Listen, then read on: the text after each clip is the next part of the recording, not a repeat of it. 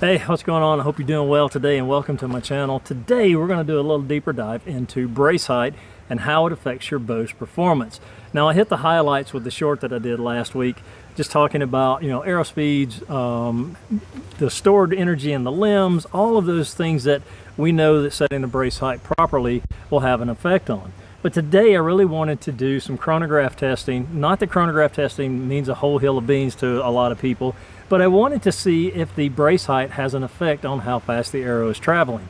And also we're going to test something that I read, that your brace height has an effect on your draw weight. Now, is that true or not? I don't know. I would say possibly yes, but we're going to test that here in just a minute.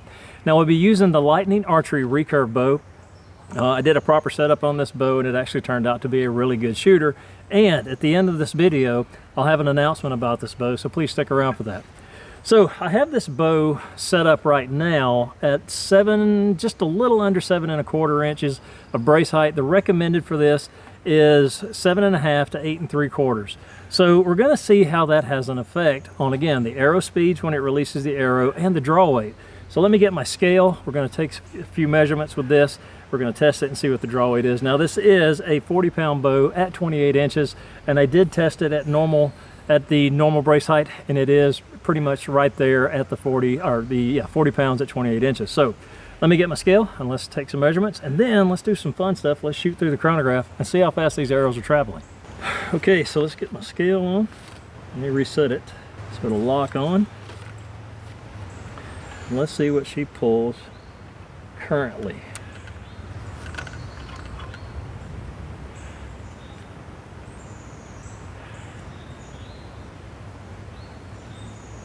Thing never locks. So there it's, wow, 41 pounds at I would say 28 inches, give or take a little bit. So 40 pounds, 41.4. We're going to see if that's affected whenever I reset the brace height. So let me reset this. Come on. So that was 38. Now my draw length is 30 inches, so that's going to have an effect on that. So we got a 41 and a 38. Let me reset. And we'll do one more and see how it affects.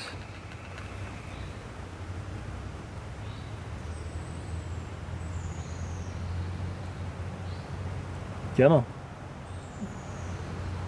My scale takes forever to lock for some reason. So 39. So I would say that at my draw length with a lower brace height, I wish I could do this at 28 inches so I could test it really, but I don't have a draw board, so we'll have to go with this. So we got a measurement of 41, 38, and then 39. So again, it's staying right in that wheelhouse of 40 pounds, but that is at 30 inches, so let's keep that in mind as well. So now let's take a few shots and see how it affects the arrow speed with a low brace height. All right, so I will be shooting a combination of went boy arrows and then my top archery arrows. We're shooting from a little under a 7¼ brace height, and let's see how this actually plays out.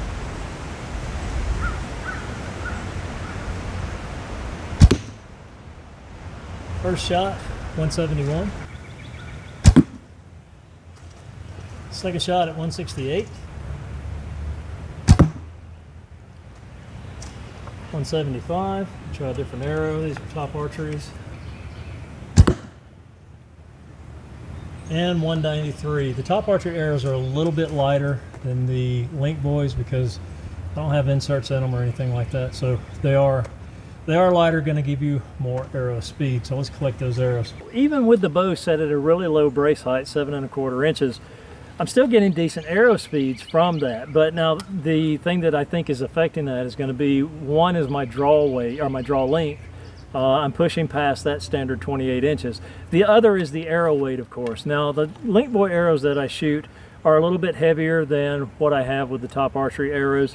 Just a lighter arrow, so you're going to get faster arrow speeds, as you can tell, between the 180s, 190s, as opposed to these, which were in the 175, 180 range. So what we're going to do now is I'm going to reset the brace height on the bow, and we're going to do the draw weight testing And again, I'm at 30 inches, so I don't have a draw board, so we're just going to have to average it and see if it goes up from the 41 to, what was it, 41, 38, 39 draw weight, and we're going to see if that changes whenever I reset the brace height. So let's do that, and then let's take some more shots and check arrow speeds at that point as well.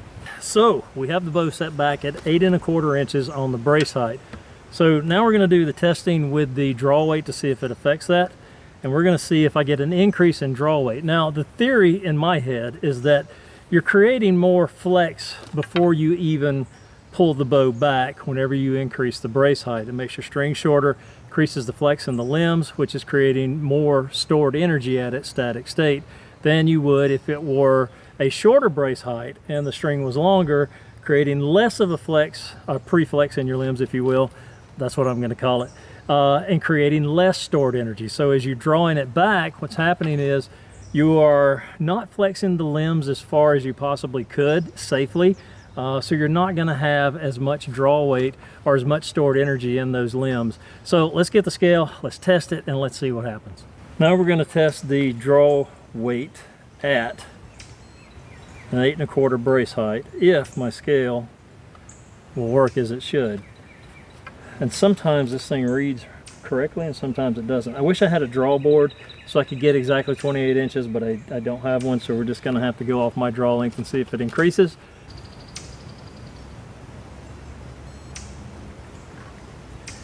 So 39.64, okay, no real increase there.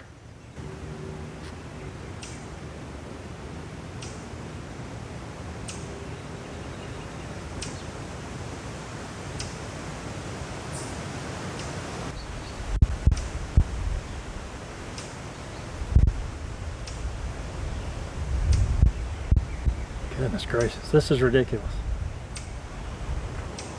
I think it's because I'm moving too much.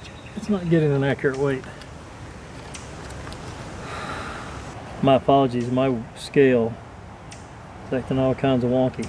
So we got one at 39, let's see if we can get another.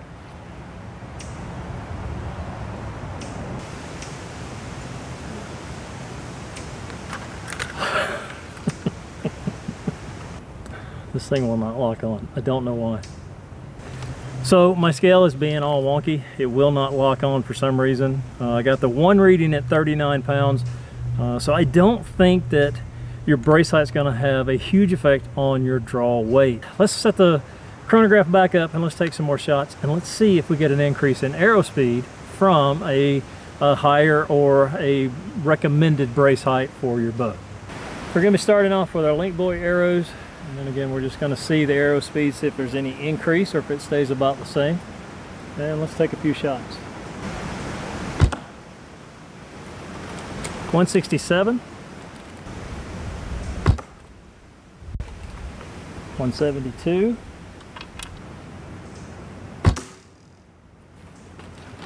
177. It's about the same. There's really no difference in arrow speed that I can see. Maybe one or two shots was a little bit slower, but so let me reset the string and we're going to take a few shots with the top archery arrows and we're going to see if there's any noticeable difference in speed with those because they are lighter arrows. 180. That's slower than before.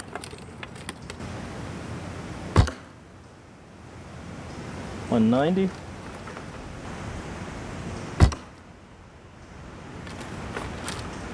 And 179. That's telling in a lot of ways. I had to move inside because the wind was wreaking havoc on my audio. It kept breaking up out there on me. But this test has really opened my eyes to a few things, and it kind of goes against everything that I've read or ever thought I knew about brace height. During the testing, I saw no significant increase or decrease between a lower brace height and a higher brace height in speed of the arrows. I saw no increase or decrease from a lower brace height to a higher in the actual draw weight of the bow. Do I think you need to use a recommended brace height? Yes, I do, because you don't want to overflex your limbs. You don't really want to cause any damage to the bow by pushing these limbs further than what they're recommended to be pushed. And again, the brace height does have an effect on your overall bow performance. So I would say set your brace height, test it, do what shoots best for you. But again, for me, I didn't see anything that would stand out and go, oh yeah, see, that really proved XYZ point. Now, maybe I'm wrong on this. Maybe you've had different results if you've tested things like this. And if you have, I'd love to hear your comments. I'd love to hear what you think about it. So please post below. Again, just what I saw, I don't think there's much of a difference at all, to be honest with you. So more testing to come on that. All right, so let's finish out this video by talking about the Lightning Archery Recurve Bow. This is a 62-inch long bow, 40 pounds at 28 inches of draw weight. A good shooting bow after you do a proper setup on them. Now, I did add some material in the limb pockets to quieten down the limbs whenever you release the shot. I made a couple of Flemish twist strings for this bow, which really helped the performance, and then added some silencers. This is a great shooting bow, a great entry-level, sub-$200 bow. I am glad I purchased it. However, I don't need it in my collection because, as you can see, I've got too many already as it is. So we're going to be doing another bow giveaway for this bow. Now, the contest rules are simple. The contest starts at the date of posting this video, which is today, April 30th, and will run through May 26th. To enter into the giveaway, no purchase is necessary. All you have to do is type "Enter me" in the comment section below, and at the end of the contest, we will collect all of the "Enter me" comments, and then we will have a random drawing via live stream or recorded video. Now, the price of the bow at the time of the giveaway right now is $129.99. I am not affiliated with Lightning Archery. They are not a part of this giveaway. YouTube is not a part of this giveaway, nor is Google or any other person. This bow is in my collection, and I am giving it away from my collection. I am the sole responsible person for this giveaway. And the rules are simple. You have to enter me in the comment section below, and then you must be a subscriber to my channel, and you must be a U.S. resident, and you must be 18 at the time of the giveaway.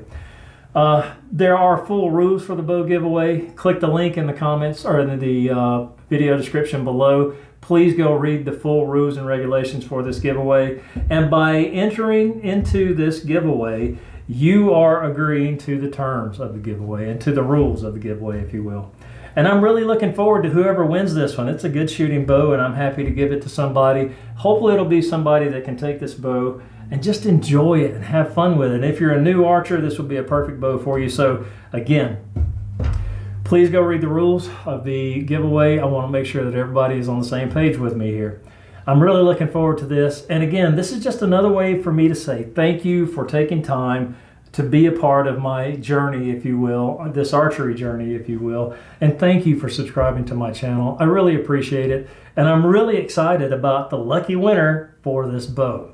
That being said, thank you so much for coming by today. I really hope that you enjoyed your time here today. I really hope that you enjoyed the video. Leave me the comments below. I love the comments. Sometimes I'm a little slow, but I always get back to them. And I love to hear your thoughts, especially when it comes to archery and the archery community. Thank you so much, guys. I really appreciate your time. It's always my hope that you have a great day, a better day tomorrow, and a wonderful week ahead of you. And until next time.